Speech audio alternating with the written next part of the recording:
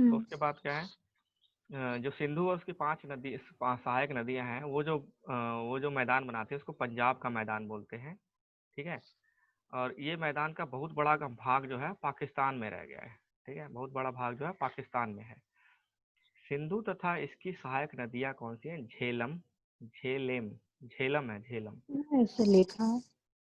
ये पता नहीं बाद में जोड़ दिया है सबके। चेनाब, झेलम है, चेनाब है, रावी है, ब्यास है और सतलुज है। ठीक है, ये हिमालय से ही निकलती हैं।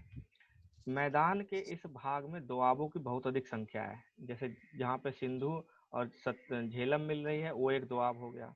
जब सिंधु और रावी मिल रहे हैं वो एक दोआब हो गया। इसमें कई सारे दोआब हैं। ठीक है ना, इसमें कई सारे दोआब हैं। उसके बाद है गंगा के मैदान का विस्तार घग्घर तथा तीस्ता नदियों के बीच है।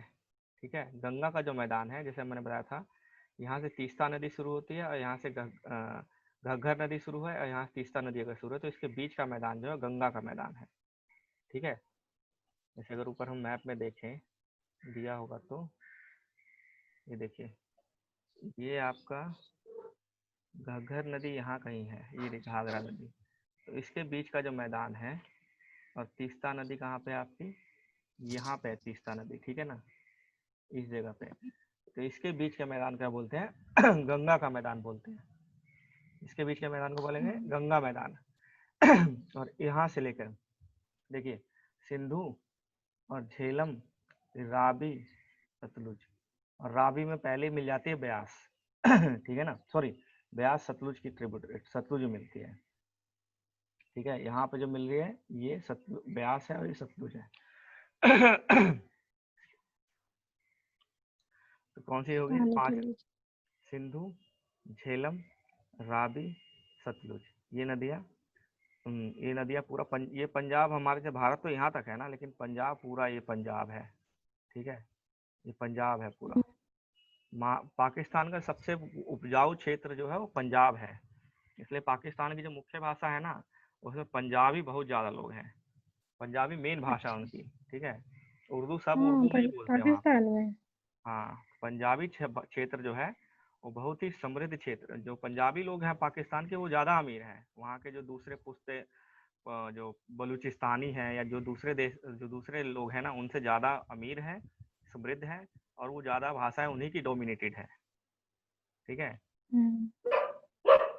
तो यहाँ पे 5 नदियाँ हैं, ये पढ़ना है आपको। और ये जो मैदान बना इसको पंजाब का मैदान बोलते हैं, इस पूरे मैदान को। ठीक है, पंजाब का मैदान हो गया, फिर गंगा का मैदान हो गया। गंगा का मैदान कहाँ से लेकर कहाँ तक है? घाघरा से लेकर तीस्ता नदी के बीच का है। ठीक है, इसके बाद क्या है, और इसमें कौन कौन से, ये है उत्तरी मैदान, जो गंगा के मैदान में कौन कौन से राज्य है? हरियाणा, दिल्ली, उत्तर प्रदेश, बिहार, झारखंड और पश्चिम बंगाल का कुछ भाग है। ठीक है ना, ब्रह्मपुत्र का मैदान इसके पश्चिम में है। ठीक है ना, तो 2 मैदान हो गए, 3 मैदान हो गए, पंजाब, गंगा और ब्रह्मपुत्र। पंजाब का मैदान 5 नदियों वाला था, सिंधु वाला।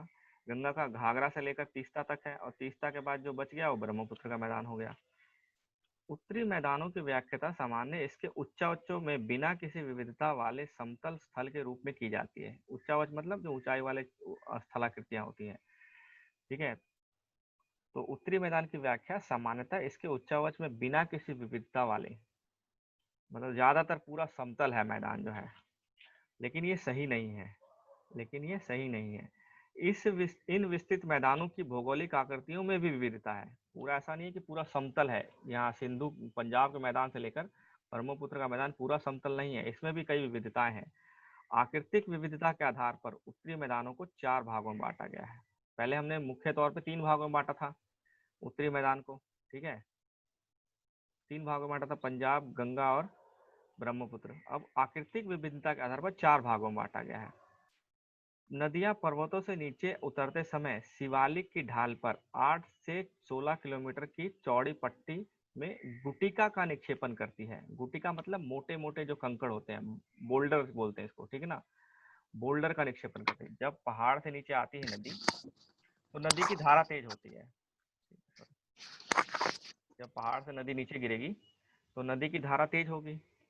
ठीक है, तो अपने साथ मोटे बोल्डर ले आएगी, मोटे पत्थर ले आती है, साथ में छोटे भी होते हैं और मोटे पत्थर भी ले आती है। लेकिन जब जमीन पे हल्का कम ढलान पे आती है तो ये मोटे पत्थर ले जाने लायक नहीं होती, उसकी स्पीड या उतना नहीं ले जा सकती, तो इसको शुरू में ही गिरा देती है, मोटे पत्थरों को शुरू में ही गिरा देती है। तो शिवालिक के नीचे जो आपको मिलेगा ये मोटे पत्थर मिलेगा, गुटिका मिलेगी। ठीक है, तेराई रीजन सुना है? तेराई, तेराई, तेराई जो क्षेत्र होता है, तराई क्षेत्र या तेराई क्षेत्र। तेराई, देखो जब नदी नीचे आई ना, जैसे कि यहाँ पे बहुत बोल्डर थे और नदी ने इसको यहीं पे निक्षेपित कर दिया, तो कभी कभी नदी ना यहाँ से गायब हो जाती है इन्हीं क्षेत्रों में, इसके नीचे से बहती है। ठीक है, इसके नीचे से बहती है, तो आपको लगेगा नदी नहीं है, तो ये तेराई क्षेत्र बन जाता है। ठीक है, इसी को तराई बोलते हैं। यहाँ पे दलदल जैसा होता है थोड़ा थोड़ा। ठीक है, तो जो शिवालिक के नीचे जो सारा हिस्सा है ये दलदली क्षेत्र है, हल्का सा पानी ज्यादा है यहाँ पे, और नदी कहीं पे नदी गायब हो जाती है, कहीं पे नदी मिल जाती है, तो ये क्या है, ये तेराई क्षेत्र है। ठीक है, आगे आएगा शायद। तो पहले गुटिका का निक्षेपण करती है, इसे भाभर के नाम से जाना जाता है। ठीक है, सभी सरिताएं इस भाभर पट्टी में विलुप्त हो जाती है, जो इसमें गायब हो जाएंगे, इसके नीचे से बहने लगती हैं एक्चुअली, तो आपको लगेगा कि नदी गायब हो गई। तो नदी की जितनी धाराएं होती है, सरिताएं होती हैं, इस भाभर में गायब हो जाती हैं। इस पट्टी के दक्षिण में ये सरिताएं पुनः निकल जाती हैं, इसके दक्षिण में आएंगे तो पुनः ये नदियां निकल के दिखाई देंगी, एवं नम तथा दलदली क्षेत्र का निर्माण करते हैं, जिसे तराई कहा जाता है। ठीक है, इसी को तराई कहा जाता है।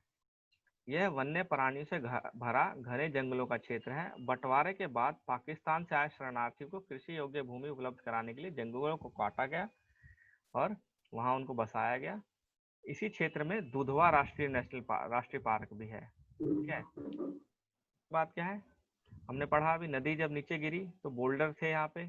ठीक है, बोल्डर में क्या होता है, नदी गायब हो जाती है, यहाँ से नदी गायब हो गई, फिर इसके बाद जो क्षेत्र आता है यहाँ पे नदी थोड़ी सी फिर से निकल आती है और दलदली होती है। ठीक है, इस दलदली नदी को क्या बोलते हैं, तराई क्षेत्र बोलते हैं। ठीक है, तराई बोलते हैं। और इसको क्या, मोटे जो बोल्डर थे इसको क्या बोलते हैं, भाभर बोलते हैं। ठीक है, भाभर, तराई।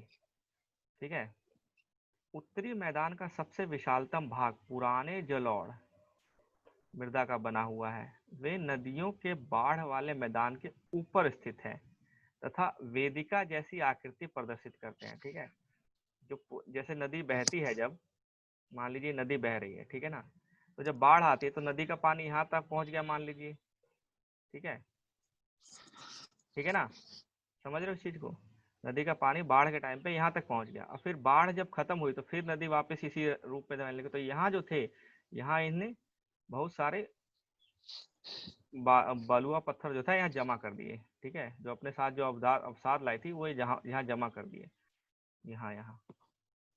ठीक है, जमा कर दिए, तो ये आपको ना एक ऊंचा स्थान जैसा लगेगा, वेदिका जैसी लगेगी, जैसे ओटा बन जाता है ना, ओटा दरवाजे के आगे, उस तरह बन जाता है। ठीक है, जब आप किसी नदी के पास जाओगे तो नदी पहले एक तीखी ढलान आती है, पहले ऊपर ऊंचा हिस्सा होता है, फिर नदी नीचे कहीं दिखाई देती है और तीखी ढलान, तो ये जो ऊंचा हिस्सा है यही वेदिका होती है। ठीक है, ये वेदिका क्यों बनती है, जब बाढ़ का पानी यहाँ पे अपने अवसाद जमा कर देता है और बाद में लेकिन नीचे चल जाता है, तो इसे जलौढ़, पुरानी जलौढ़ कहते हैं। ठीक है, ये पुरानी जलौढ़ मृदा है। ठीक है, ये थोड़ा कंकड़ जैसा होता है। ठीक है, कंकड़ होता है इसमें। इस प्रकार के मृदा क्या बोलते हैं, भाग को बोलते हैं भांगर बोलते हैं, बांगर।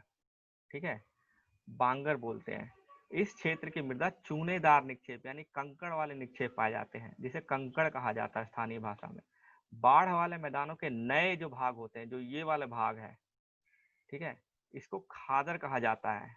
ठीक है, युवा निक्षेप होते हैं, नए निक्षेप जो होते हैं इसको खादर कहा जाता है, जिसका प्रत्येक वर्ष पुनर्निर्माण होता है, इसलिए यह उपजाऊ होती है और गहन खेती के लिए आदर्श होती है। ठीक है, तो आपने अभी 4 तरह के पार्ट पढ़े नदी के, ऊपर से लेकर नीचे की तरफ। ठीक है, सॉरी, ये ऐसे एज इट इज याद रखना है इस चीज को, जो पूछ लेता है कभी कभी। ठीक है, ये हो गया आपका।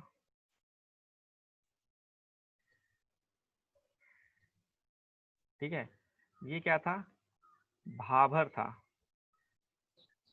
ठीक है, भाभर, कंकड़ मोटे बोल्डर होते हैं, ठीक है ना, इस तरह से होता है। ये क्या था, तराई था। ठीक है, दलदली क्षेत्र हो गया। ठीक है, दलदली उपजाऊ होता है लेकिन क्योंकि दलदली है इसलिए काम आता नहीं है। ठीक है, इसको साफ कृषि के लिए योग्य बनाने में बहुत कठिनाई होती है। उसके बाद क्या आता है तुम्हारा, जो पुरानी जलोढ़ मृदा है इसको क्या बोलते हैं हम, भांगर बोलते हैं। पुरानी जलोढ़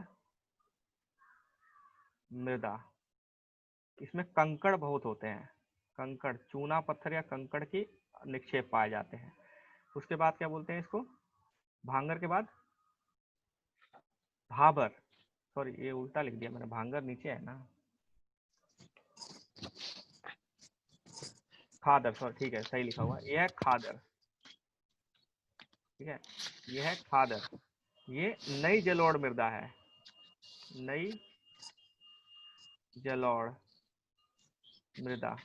ठीक है, पुरानी को भांगर बोलते हैं और नया वाला को खादर बोलते हैं। हाँ, उपजाऊ होते बहुत ज्यादा। ठीक है, जो ये वाला क्षेत्र है, जैसे मान लीजिए मेन नदी ये है, ठीक है, मेन नदी ये है, तो ये जो नई वाली यहाँ जो नया बसाया जाएगा मृदा को, ये भांगर हो गई, खादर हो गई। ठीक है ना, ये दोनों मृदा जो यहाँ यहाँ है ये खादर हो गई। ठीक है, ये जो मृदा थी जो टीले जैसी, जहाँ पे पुरानी है, जो पहले बाढ़ में कभी लाई गई थी, ये मोटे कंकड़ होते हैं चूने के, तो ये भांगर है, ये दलदल क्षेत्र है।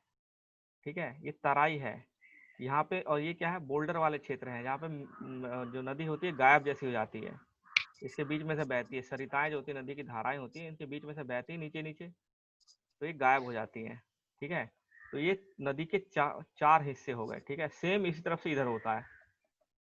ठीक है, इन दोनों को छोड़कर सेम इस तरफ होगा, भांग खादर और फिर भांगर। ठीक है, तो पहला भाबर, तराई, भांगर और खादर, ये ऐसे कैसे याद करना ऊपर से नीचे की तरफ, और किस लिए क्या होता है इनमें। ठीक है, क्योंकि बहुत ज्यादा पूछा जाता है ये भी क्वेश्चन। उसके बाद है प्रायद्वीपीय पठार, तो कल से पढ़ेंगे इसको आप लोग इसको को। हाँ, इसको कल से